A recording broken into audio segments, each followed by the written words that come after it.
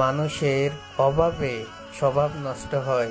কিছু মানুষ চাইলেই পারে কাজকর্ম করতে, কাজকর্মতে মানুষের কোনো লজ্জা শরম নাই। মানুষ চুরি করলে শরম লজ্জা, মানুষ চাকরি করলে কাজকর্ম করলে সেখানে কোনো লজ্জা শরম নাই। মানুষ চুরি করলে শরম লজ্জা। এমন কিছু মানুষ আছে যারা অপারক হয়ে অভাবে পড়ে, বা সেই মানুষদের অভাবে হয় স্বভাব নষ্ট।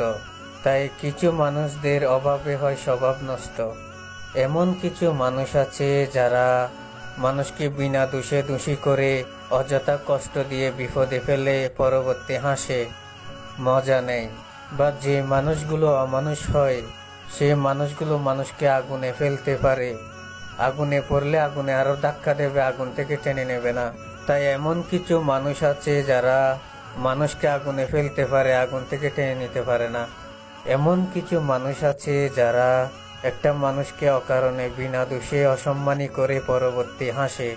প্রতিহিংসুক মানুষদের মনে কখনো মায়া থাকে না, থাকে মন ভরা হিংসা বা অবহেলা। একটা মানুষকে যত্ন করলে, মায়া করলে মানুষ খুব সহজে আপন হতে পারে। মানুষ খুব সহজে আপন হতে পারে, বা কষ্ট আর আঘাতে ভালো মানুষের মন পাথর হয়ে যায়। এটা হচ্ছে আসল কথা।